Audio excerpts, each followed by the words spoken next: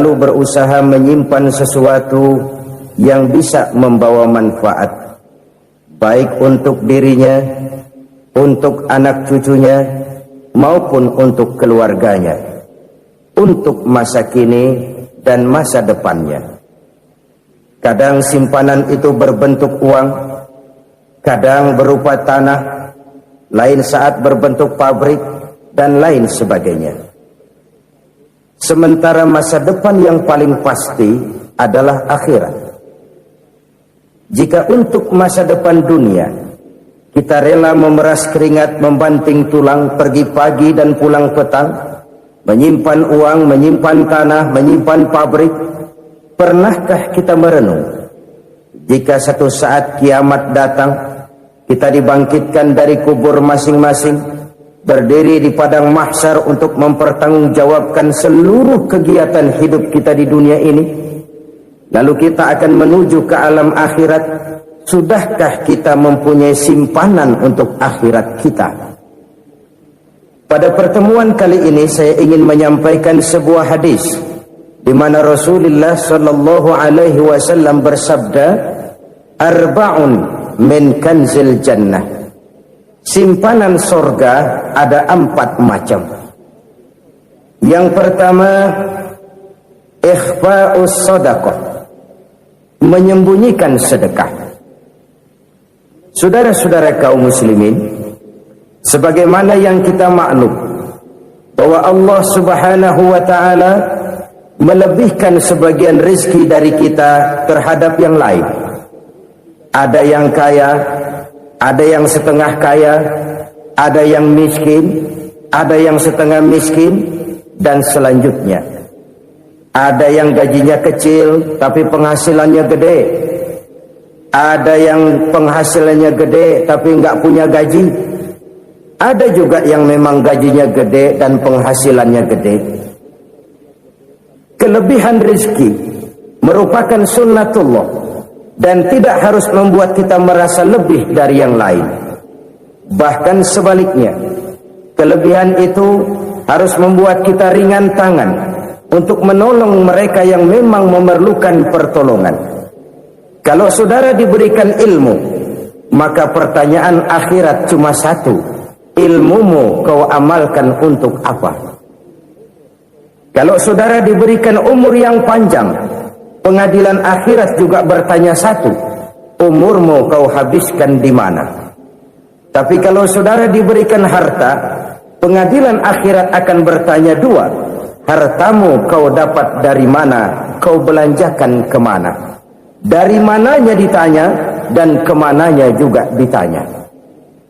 Oleh karena kita akan dimintakan pertanggungan jawab, maka amanah yang bernama harta ini harus kita gunakan dengan sebaik-baiknya. Ada penggunaan yang merupakan kewajiban, itu zakat namanya. Ada penggunaan yang sewaktu-waktu, itu infak namanya.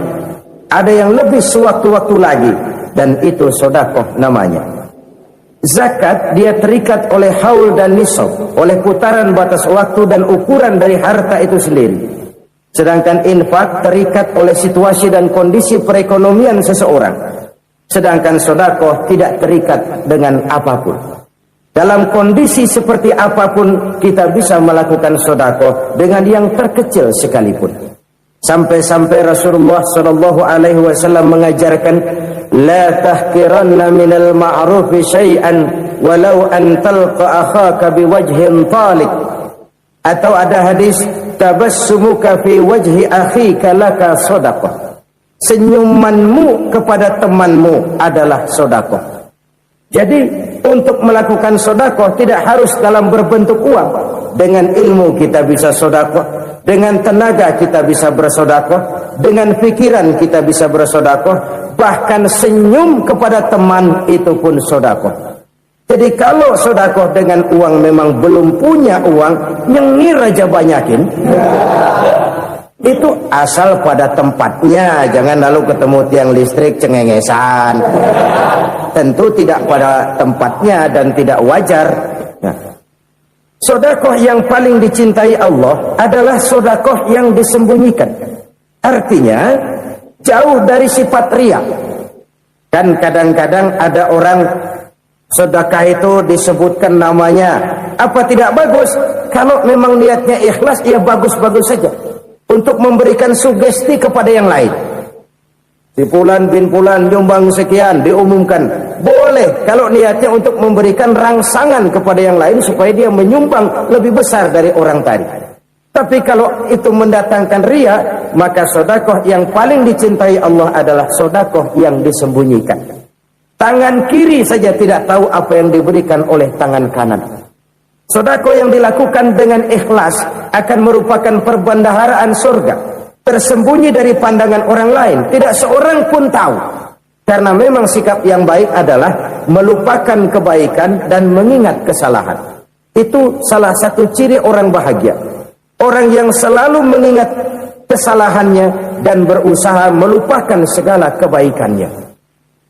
Kalau dia akan ada kebaikan, dia tidak bisa ikut, dia merasa rugi karena dia merasa belum pernah berbuat baik. Tapi kalau akan melakukan kesalahan baru, dia ingat kesalahan yang sudah-sudah, sehingga terhalang baginya untuk melakukan satu kesalahan baru. Demikianlah saudara-saudara, bahwa Allah melebihkan rizki sebagian kita dari yang lain, agar terjadi tolong-menolong dalam kehidupan ini. Jadi kesenjangan yang nature, kesenjangan yang alami, itu sunnatullah. Ada yang kaya, ada yang miskin, ada yang kelas menengah. Nah, kenapa lalu sekarang kita berusaha mengentaskan kemiskinan? Oleh karena adanya kesenjangan struktural. Kalau yang kaya bisa semakin kaya, kenapa yang miskin tidak bisa naik jadi ikut sedikit kaya? Sebab pada dasarnya Islam adalah agama yang sejak turunnya sudah berupaya memerangi kemiskinan. Bahkan dikatakan kemiskinan itu mendekatkan kepada kekufuran. Orang kalau miskin udah dekat banget sama kafir. Gampang menjadi kafir. Berapa banyak saudara-saudara kita yang oleh karena soal perut, oleh karena soal materi, terpaksa meninggalkan dan menanggalkan akidahnya, menjual petunjuk yang diberikan Allah dengan kesenangan dunia yang cuma sebentar ini. Na'udzubillah, thumma na'udzubillah. Jadi makin kita sembunyikan satu sedekah, semakin banyak perbendaharaan kita di surga. Sedekah yang paling dicintai Allah adalah sedekah yang disembunyikan. Malahan ada seorang sufi, dia punya kebiasaan kalau pergi sholat Jumat, dia bawa uang, itu uang dia taruh di bawah tikar masjid. Dia niat sedekah kepada siapa saja yang nemuin itu duit. Maksudnya apa? Supaya yang nemuin nggak tahu siapa yang punya duit. Demikian dia saking ingin menyembunyikan sedekahnya. Karena sifat ria itu bisa memakan amal kita sendiri. Ria itu termasuk menyebut-nyebut kebaikan kita. Orang yang suka nepuk dada, sedikit-sedikit ngitungnya kalau nggak gua. Tuh kalau nggak gua tuh yang belah situ, kalau nggak gua, kalau nggak gua. Iya, kalau nggak lu kenapa emang? Orang yang suka menepuk jasad, tuh biasanya memang begitu, saudara-saudara. Kalau perang lagi berkecamuk, orang nggak sempat ngaku jadi pahlawan. Tapi begitu perang selesai, yang kagak kenal bedil ngaku pahlawan, mas. Itu sesuatu yang biasa. Oleh karenanya, orang-orang yang ikhlas dalam bersedekah, disembunyikannya sedekah itu, Allah cinta betul. Malahan ada hadis memberikan jaminan, inna sedaqatal mar'il muslimi tazidu fil umri wa tadfa'u mitatas su'i. Sesungguhnya sedekahnya seorang mukmin tazidu fil umri, bisa menambah umur panjang, wa tadfa'u mitatas su'i, dan menyelamatkan manusia dari mati secara su'ul khatimah. Jadi siapa yang kepengen panjang umur, banyaklah sedekah. Yang bosan hidup, pelit terus. Sedekah menambah panjang umur dan menyelamatkan manusia dari mati secara su'ul khatimah. Pak, katanya umur itu nggak bisa ditambah, nggak bisa dikurangin. Kapan? Kalau ajal sudah datang. Fa idza jaa ajaluhum la yastakhiruna sa'atan wa la yastakdimun. Kalau ajal datang tidak bisa dimajukan, tidak bisa dimundurkan. Itu kalau ajal sudah datang. Tidak Tidak bisa lagi umur ditambah dikurangi, sudah datang. Tapi kalau belum datang, itu kan haknya Allah. Mau ditambah, mau dikurangi, hak prerogatif Allah. Sebagai pencipta manusia, Allah maha kuasa dan maha mampu.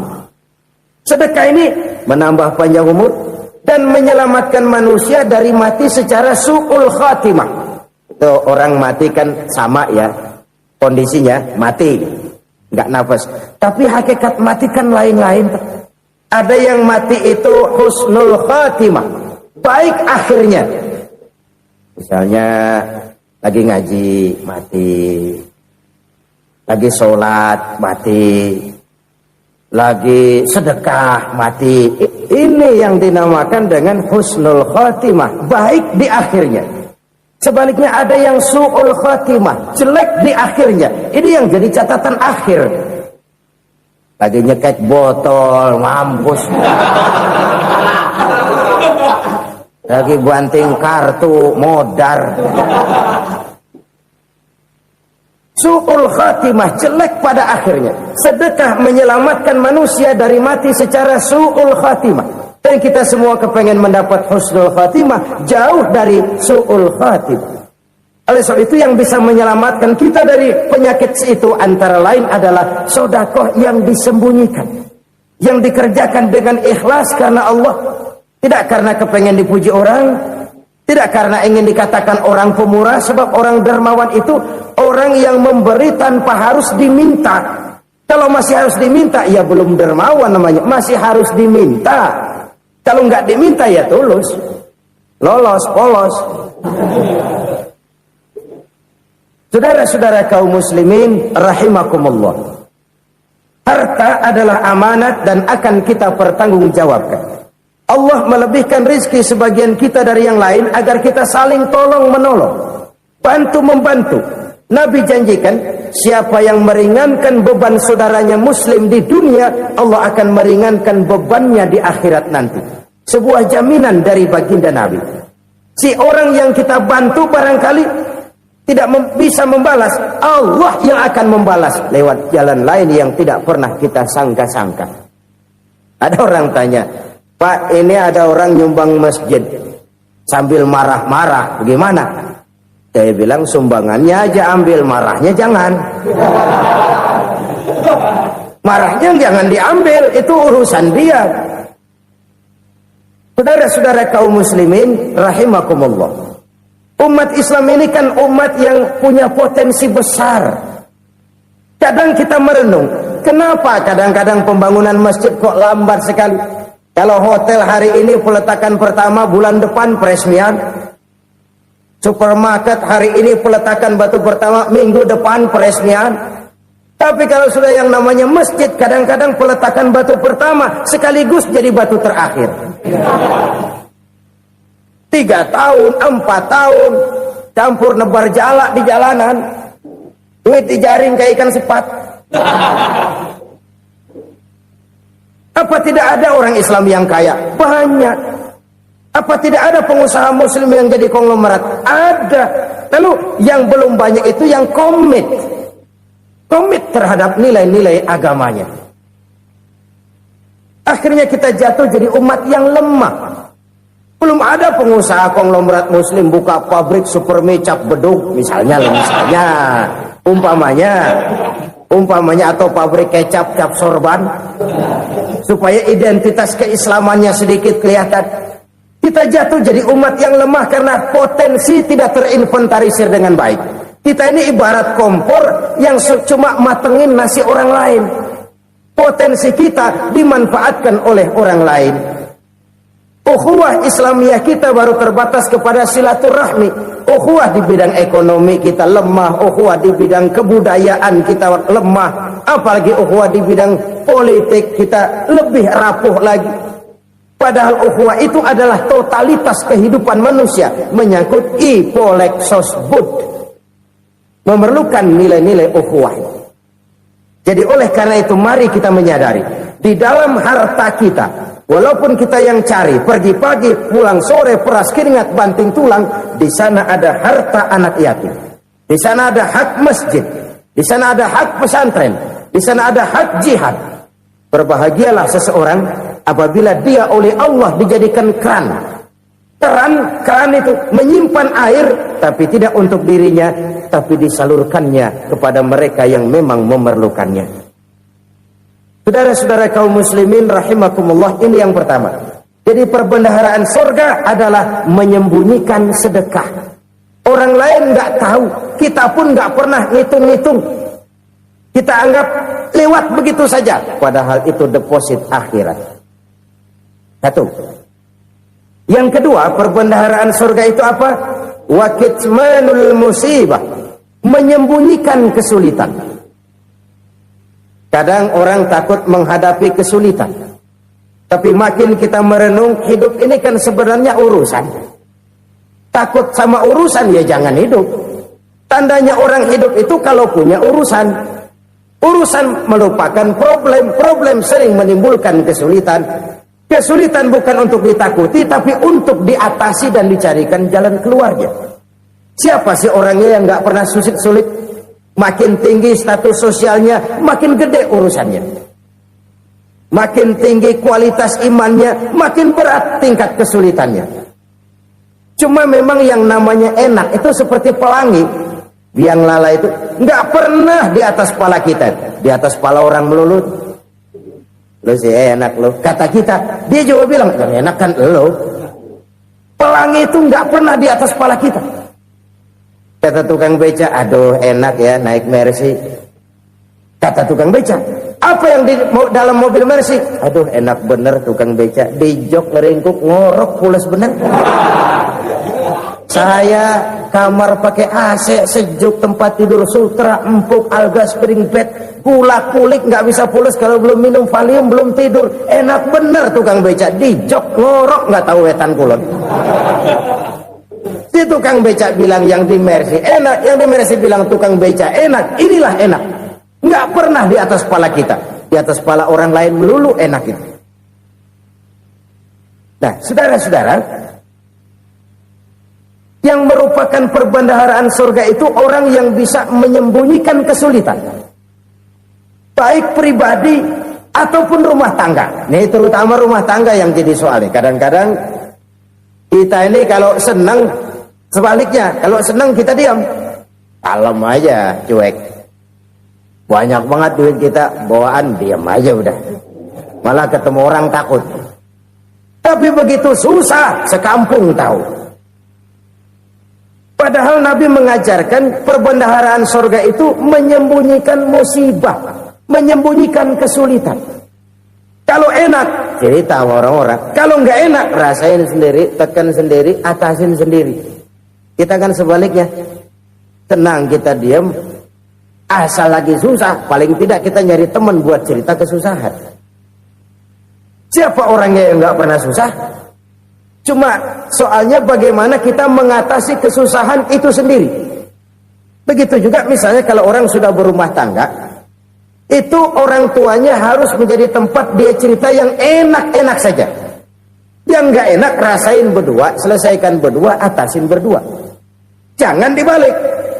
Asal senang diam, giliran susah saja. Maknya laporan. Terbalik. Bisa menjaga security informasi.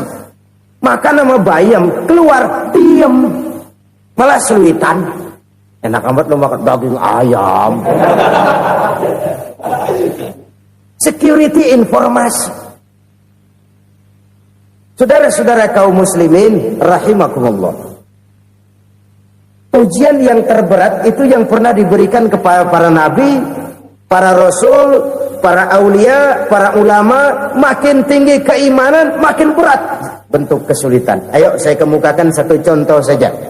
Ada seorang nabi yang kaya, nabi kaya, namanya Nabi Ayub.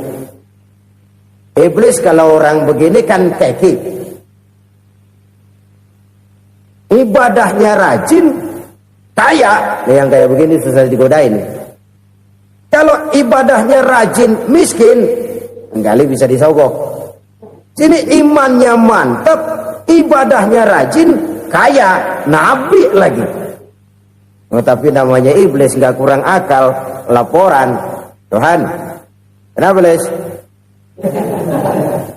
Ya ini bahasa saya, bahasa Qur'annya sih nggak gitu.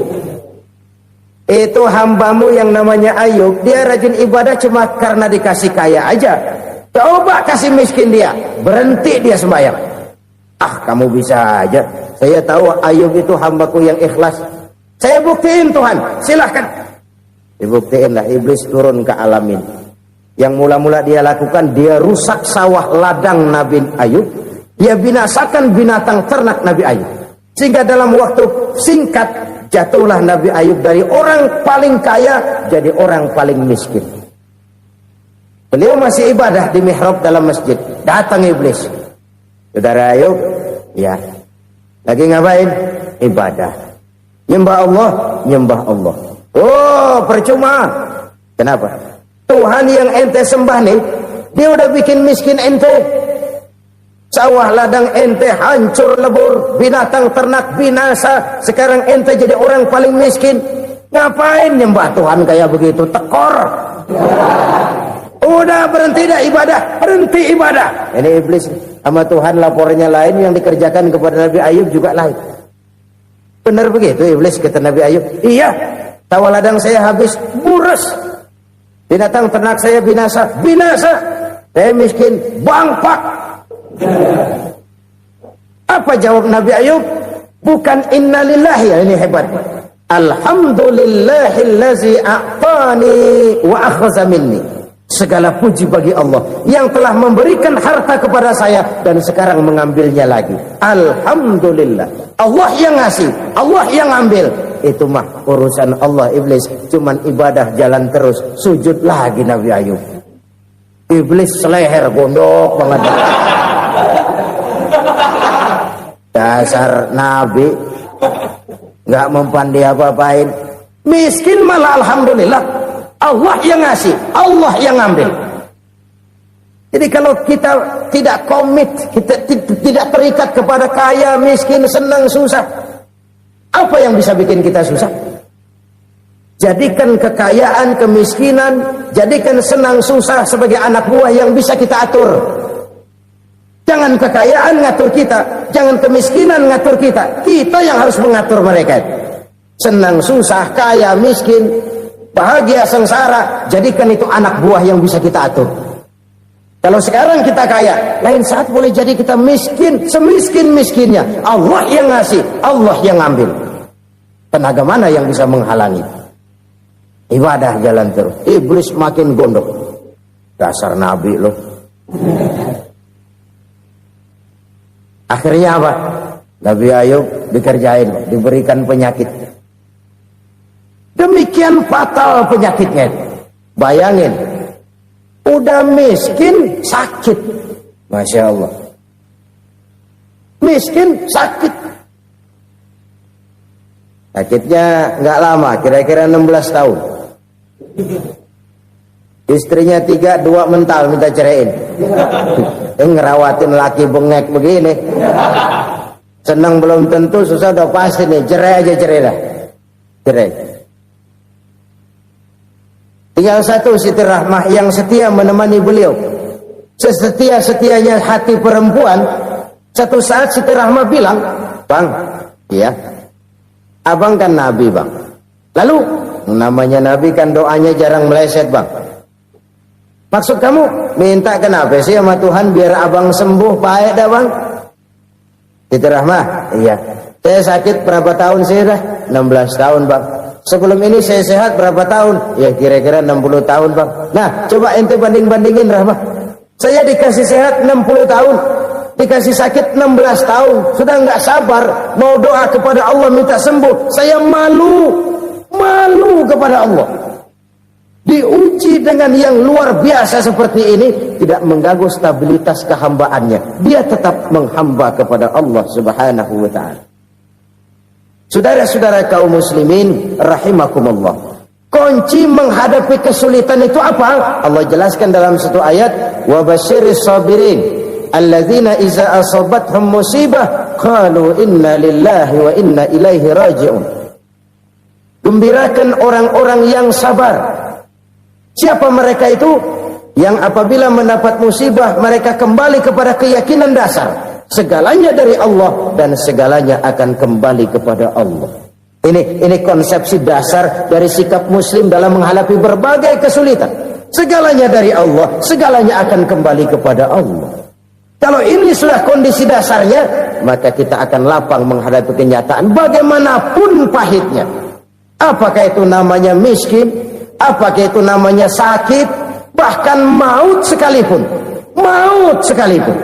Segalanya dari Allah, segalanya akan kembali kepada Allah. Ini sikap hidup, bukan sekedar ucapan.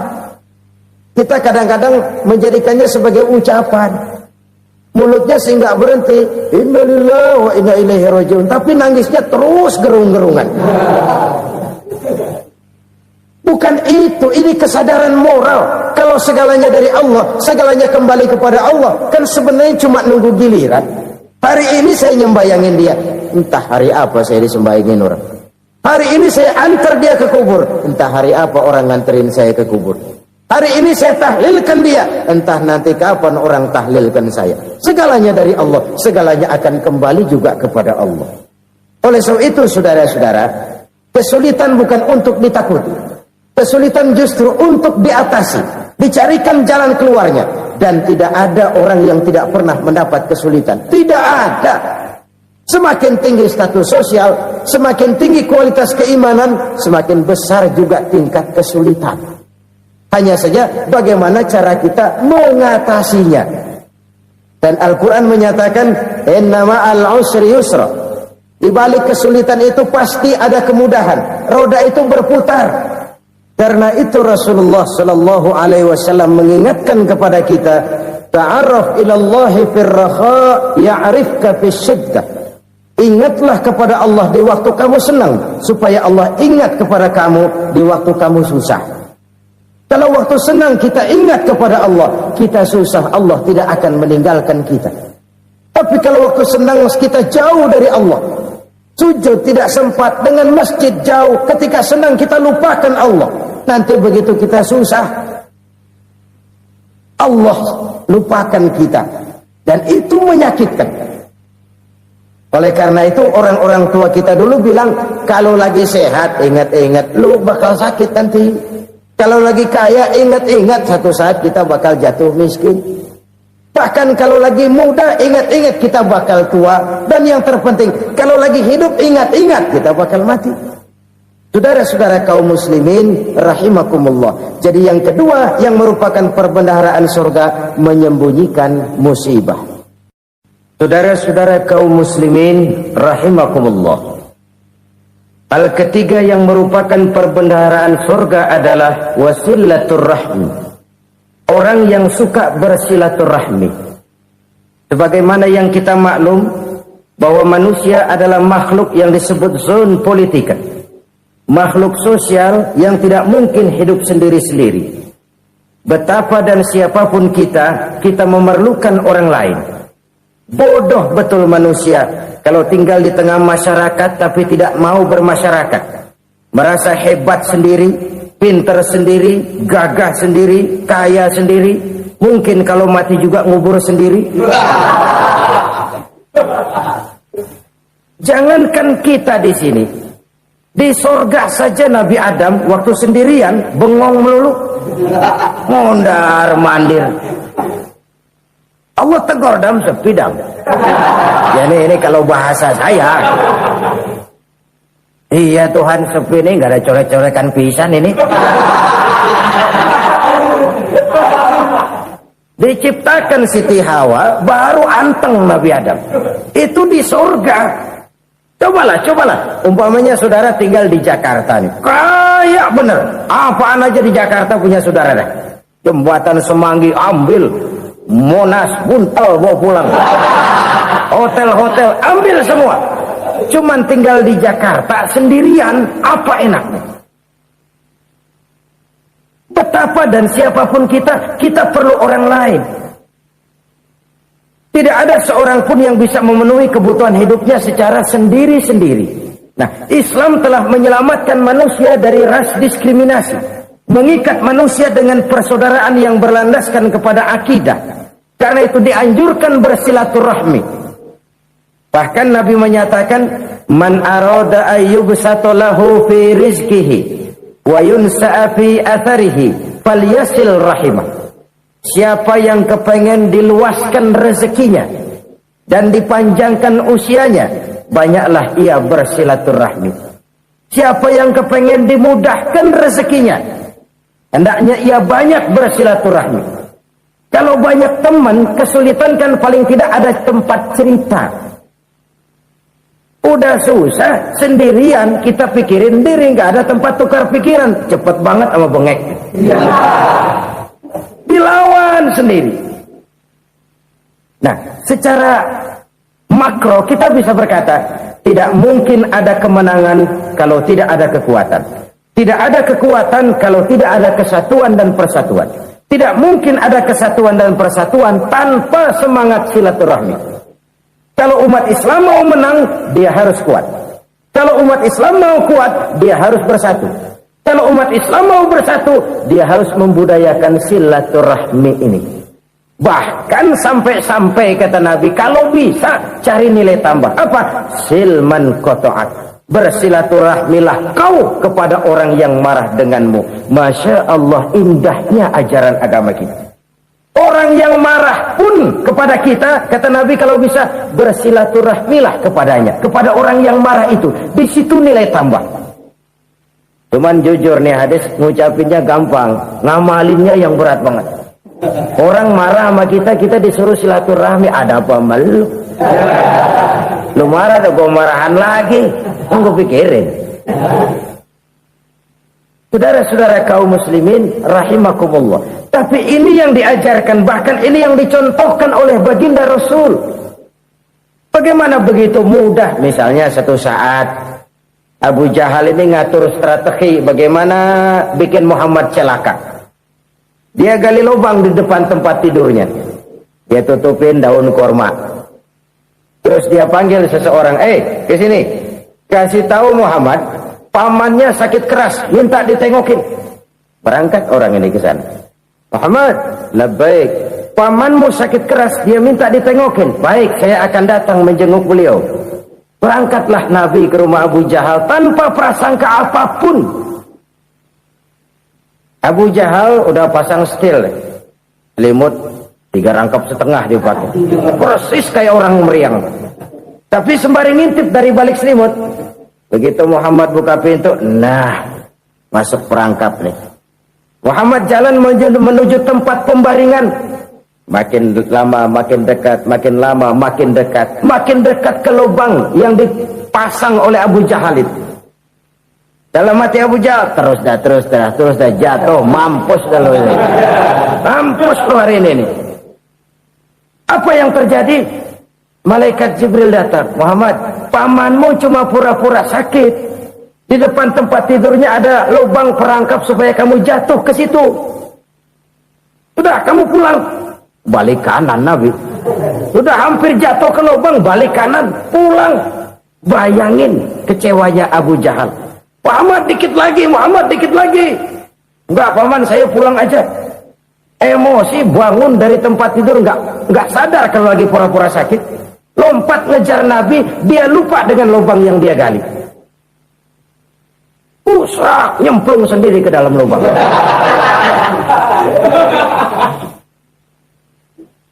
Nabi terus berlalu. Ini terjadi keanehan. Jatuh ke lubang yang dia gali itu sebenarnya nggak terlalu dalam ya, antara 3-4 meteran lah. Tolong, saya jatuh ke lubang ini. Datanglah pelayan-pelayannya itu. Angkat saya dari sini. Oh, yang ngulurin tambang. Satu gulung, belum juga nyampe itu tambah. Kurang, beli lagi ke warung. Sambung, ulur lagi, nggak juga bisa sampai. Wah, ini kerjaan Muhammad ini. Tolong, siapa salah seorang kamu ke rumah Muhammad, kasih tahu encangnya kecebur. Minta ditolongin. Sampaikan kepada Rasul. Kenapa? Pamanmu jatuh ke lubang, Muhammad minta tolong diangkatin. Tambang udah nyambung-nyambung nggak nyampe juga. Ya, nanti saya datang, saya tolong. Cobain. Nyata-nyata orang berniat jahat mau mencelakakan dia. Datang dia menolong. Ini yang disebut air tuba dibalas air susu ya ini. Bukan sebaliknya. Air tuba dibalas air susu. Paman, kecebur ya? Iya Muhammad, tolonglah. Pegang tangan saya. Nabi ulurkan tangannya. Nyampe. Dipegang oleh Abu Jahal. Diangkat ke atas. Sampai atas. Apa kata Abu Jahal? Sihirmu memang hebat Muhammad. Udah ditolongin dikata sihir. Yang enak kita kemplang kan itu orang begitu. Urusan apa? Tapi inilah akhlak. Kalau bisa kamu bersilaturahmilah dengan orang yang marah kepadamu sekalipun. Orang marah kita tetap baik. So, kalau kita berbuat baik sama orang yang memang baik, rasanya sih biasa-biasa aja. Orang baik kita baik lagi, ya draw aja, belum ada nilai tambah di situ. Baru ada nilai tambah kalau kita bisa berbuat baik kepada orang yang nyakitin kita. Itu namanya kita setingkat di atas dia. Dia sakitin kita, kita berbuat baik sama dia. Dia pelit sama kita, kita baik sama dia. Dia marahin kita, kita deketin dia. Di situ kita punya nilai tambah. Jadi siapa yang ingin diluaskan rezekinya kata Nabi dan dipanjangkan umurnya, hendaklah ia banyak-banyak bersilaturahmi. Sederhana sebenarnya silaturahmi, tapi silaturahmi membangkitkan semangat kesatuan dan persatuan. Kesatuan dan persatuan melahirkan kekuatan. Dalam matematika 1 ditambah 1 pasti 2. Tapi di tengah masyarakat, 1 orang takut ditambah 1 orang takut, hasilnya jadi 2 orang setengah berani. Kenapa setengah berani? Karena udah berdua. Tadi pan takut sendirian. Kalau dia kumpul turu-turu takutlah jadi berani. Kita yang lemah, kita yang tidak berdaya, kita yang miskin, kalau mau kompak bersatu, apa yang nggak bisa kita kerjain? Apalagi tinggal di kota besar, pilihan cuma 2. Bertahan atau minggir. Bertahan atau minggir. Untuk bisa bertahan harus mampu bersaing. Untuk mampu bersaing harus punya keahlian. Keahlian harus ditunjang dengan pendidikan, ditambah oleh kekompakan sebagai umat. Udah miskin mencar mulu, orang injak kita. Orang nggak pandang urusan apa malu. Oleh karena itu, silaturahmi pada hakikatnya merupakan roh dari ukhuwah yang diajarkan oleh agama kita. Bagaimana Islam menyelamatkan masyarakat manusia dari ras diskriminasi, mengikat manusia, dan tidak ada persaudaraan yang lebih indah selain persaudaraan yang diikat dengan nilai-nilai akidah. Sepanjang orang di jalan Allah, itulah saudara kita. Keluar dia dari jalan Allah, selesailah persaudaraan sampai di situ. Karena itu, kalau ingin menyimpan sesuatu di surga, banyaklah bersilaturahmi. Datang ke rumah ini, datang ke rumah itu, dan lain sebagainya. Itu simpanan kita di akhirat nanti. Ini yang ketiga. Saudara-saudara, yang keempat, perbendaharaan surga itu apa? Wa qawlu la hawla wa la quwwata illa billah. Ucapan la hawla wa la quwwata illa billah. Ibadah kan ada yang berat, modalnya besar. Bangun masjid berat, modalnya besar. Bangun rumah sakit berat, modalnya besar. Ada ibadah yang berat, tapi modalnya ringan. Misalnya puasa. Puasa itu berat, mengendalikan nafsu. Kalau sekedar nggak makan nggak minum sih enteng, mengendalikan nafsu. Itu jihad terbesar, tapi kan modalnya ringan, cuma niat saja. Ini ibadah berat, modalnya ringan. Ada ibadah yang ringan, modalnya juga enteng. Seperti termasuk ucapan la haula wa la quwwata illa billah. Tanpa sadar, la haula wa la quwwata illa billah. Nyelengin tuh di surga. Nyelengin, kita nggak terasa. Nyelengin simpenan akhirat. La haula wa la quwwata illa billah. Nyimpen lagi. Kaget, la haula wa la quwwata illa billah, nyimpan lagi, banyak simpenan. Walaupun sebenarnya yang dimaksud di sini adalah kesadaran batin bahwa tidak ada daya dan kekuatan kecuali Allah. Itu intinya. Kita memulai pekerjaan disunahkan baca bismillah, kan begitu. Apa itu? Kesadaran moral Bahwa ini saya bisa kerjakan. Saya kerjakan ini dengan menyebut nama Allah. Kenapa? Kalau Allah tidak memberikan daya dan kekuatan, mana mampu saya kerjakan ini. Maka saya kerjakan ini dengan menyebut nama Allah. Bismillah. Kesadaran moral.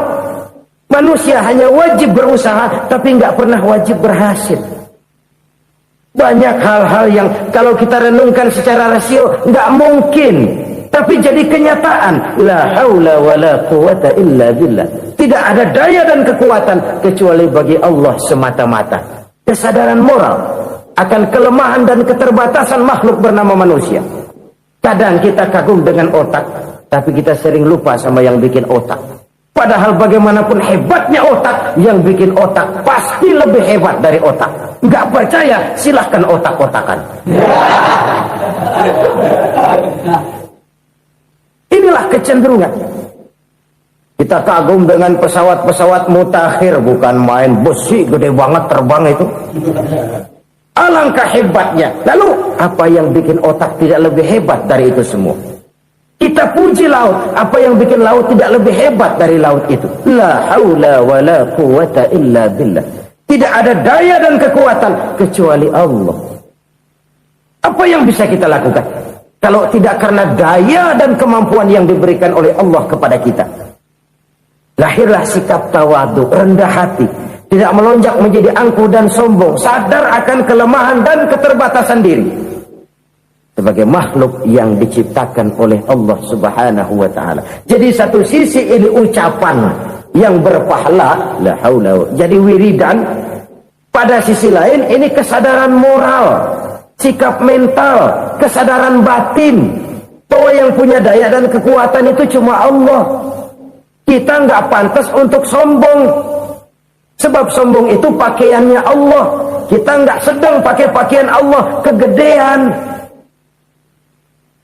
Dan makin kita renungi, makin terbentur. Apa sih yang bisa kita sombongin? Kita mau sombong apa? Kaya, pintar, itu kan semua relatif. Di atas langit masih ada langit lagi. Jadi oleh karenanya, marilah kita menyadari. Manusia hanya wajib berusaha, tapi tidak pernah wajib berhasil. Yang berusaha saja tidak wajib berhasil, apalagi yang tidak berusaha. Islam bukan agama orang pemalas yang selesai sholat lalu ngelohom, nggelenggem ayem-ayem. Tapi Islam bukan agama orang sombong yang setelah berusaha lalu tidak memerlukan Allah. Kita bisa saja bikin proyeksi, tahun sekian kita bakal panen besar menurut perhitungan otak. Tapi ada kejadian lain. Apa? Tikus ngambek. Habis itu dimakanin tikus, panen gagal. Proyeksi rasional gagal oleh tikus-tikus yang ngambek itu. Bisa saja terjadi. Tahun depan kita panen besar, urung. Kenapa? Musim panas panjang. Lalu sekarang ini koran-koran bikin berita musim mengalami penyelewengan. Bukan cuma manusia yang nyeleweng sekarang. Musim pakai nyeleweng. Mestinya kan musim hujan udah selesai, masih hujan-hujan juga. Musim. Nah sekarang kita boleh bikin proyeksi, kita bakal panen besar. Tahu-tahu musim panas panjang, sawah retak, air kering. Cari teknokrat yang paling botak, suruh pendekin tuh musim panas. La haula wa la quwata illa billah. Inilah kesadaran moral. Saudara, saya teringat satu saat ada seorang konglomerat. Umurnya ya kira-kira 70-an. Satu saat dia ditanya oleh wartawan, "Pak, umur Bapak berapa sih?" "Ya paling 10 tahun." 10 tahun? 10 tahun? Anak Bapak berapa orang? Satu. Satu saja? Satu. Harta Bapak berapa? Ya paling-paling bangsa 7 juta kali. 7 juta? Iya. Pak, kenapa Bapak bohongi saya? Bapak punya buku biografi. Koran-koran, majalah-majalah banyak memuat cerita riwayat hidup Bapak. Saya tahu umur Bapak 70. Kenapa bilang cuma 7 tahun? Saya tahu anak Bapak 8. Kenapa cuma bilang 1? Saya tahu harta bapak miliaran, mungkin triliunan, pabrik di mana-mana, bank di mana-mana. Kenapa bilang uang bapak cuma 7 juta? Nah, kata si konglomerat tadi, kamu benar nak, kamu benar. Umur saya kalau jumlahnya memang 70 nak. Cuman ingat-ingat saya, baru 7 tahun terakhir ini saya sujud. Baru 7 tahun terakhir ini saya berusaha dekat dengan Allah. Saya laksanakan perintahnya, saya jauhi larangannya. 7 tahun inilah rasanya yang ada nilainya di hadapan Allah. Yang 63 tahun matong, kelabu, kelam umur gue. Habis untuk maksiat, untuk munkarat. Maka ketika ditanya tadi, umur saya 7 tahun itu. Oh begitu Pak. Oh iya. Lalu anak Pak, anak bapak kan 8. Kenapa bilang cuma 1? Nah, kalau jumlah hitungannya memang anak saya 8. Tapi dari 8 orang ini rasanya cuma 1 nih yang bakal jadi buah hati, belahan jantung, pelanjut cerita, penerus sejarah, bakal jadi anak soleh yang akan mendoakan saya. Cuma 1 rasanya anak saya ini yang bakal jadi buah hati saya, besar-besaran saya, yang akan mendoakan di kubur saya, yang akan mendoakan di akhirat saya. Yang 7 orang mana, Masya Allah, yang 1 tenggeng, yang 1 nyekek botol mulu, yang 1 nggak karu-karuan. Makanya saya bilang 1 anak saya yang akan bisa mendoakan saya. Oh begitu Pak. Iya. Nah, harta Pak, harta bapak kan triliunan, pabrik bapak di mana-mana, uang bapak hampir di tiap bank-bank besar. Kenapa bilang cuma 7 juta? Betul kau nak. Harta saya kalau jumlahnya memang miliaran, triliunan mungkin. Tapi yang saya ingat baru 7 juta tuh yang saya belanjakan di jalan Allah. Saya nyumbang masjid, saya santuni yatim piatu, saya bantu pembangunan pesantren, saya bantu pembangunan rumah sakit Islam. Itu yang akan saya bawa pulang ke akhirat, yang 7 juta itu. Yang triliunan itu nanti akan diperebutkan oleh anak-anak saya sebagai waris saya. Jadi harta saya 7 juta itu yang bakal nemenin saya di akhirat, yang akan saya bawa pulang jadi teman saya. Saudara-saudara kaum muslimin, jangan-jangan orang tua itu adalah kita-kita ini. Jangan-jangan kita-kita ini adalah orang tua itu. Jangan-jangan itu potret dari diri kita masing-masing. Dari sekian umur yang diberikan Allah, berapa tahun yang ada nilainya di hadapan Allah? Dari sekian anak-anak yang merupakan amanah, berapa yang akan mendoakan kita sebagai orang tuanya menjadi anak soleh? Dari sekian banyak harta yang diberikan Allah, berapa yang akan kita bawa pulang menghadapnya nanti, yang kita belanjakan di jalan Allah? Ini sebuah potret kehidupan. Karena itu kita kembali kepada la haula wa la quwwata illa billah. Kita wajib berusaha, kita wajib berikhtiar. Selebihnya, segala daya dan kekuatan hanya milik Allah saja semata-mata. Satu kesadaran batin dari setiap pribadi muslim. Setelah ia berusaha dan berikhtiar, ia menyerahkannya kepada Allah Subhanahu wa ta'ala. Jadi, satu sisi ini merupakan wiridan ucapan yang mengandung pahala. Pada sisi lain, ini merupakan sikap batin dari seorang muslim di dalam ia menghadapi realitas kehidupan ini. Saudara-saudara kaum muslimin rahimakumullah. Kalau ini kita jadikan satu basis kehidupan, maka ini akan menyelamatkan manusia dari kemungkinan tergelincir menjadi orang yang lupa diri dan lupa darat. Sebab itu Imamul Ghazali berpesan, jadidis safinah fa innal bahra amiq, wa khuziz zad fa inna safara ba'id, wa khaffifil hamla fa innal hamla sadid. Perbarui selalu kapalmu karena lautan sangat dalam. Bawa bekal yang banyak karena perjalanan ini sangat jauh. Ringankan beban karena kebanyakan beban akan menyakitkan. Alangkah indah kalimat ini, alangkah dalam makna yang terkandung di sana. Perbarui selalu kapalmu karena lautan sangat dalam. Apa artinya ini? Jaga mentalmu baik-baik.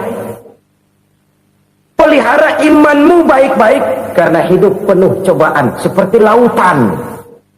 Kita kalau berlayar di lautan kan kadang-kadang tenang, angin bertiup sepoi-sepoi basah. Jika malam datang, bintang gemintang bertabur menghias cakrawala. Rembulan memantulkan sinarnya dengan indah. Dalam keadaan begitu berlayar enak. Tapi lain saat ombak menggunung, halilintar menyambar, angin topan bertiup. Berapa banyak sudah saudara-saudara kita yang tenggelam di lautan dunia tanpa sadar bahwa dia belum sampai kepada pantai yang akan dituju. Berapa banyak sudah saudara-saudara kita yang tenggelam di lautan dunia ini tanpa sempat bangkit lagi. Dia menyangka sudah sampai kepada tujuannya. Hati-hati kapal jangan sampai bocor karena lautan sangat dalam. Iman ini jaga baik-baik karena hidup penuh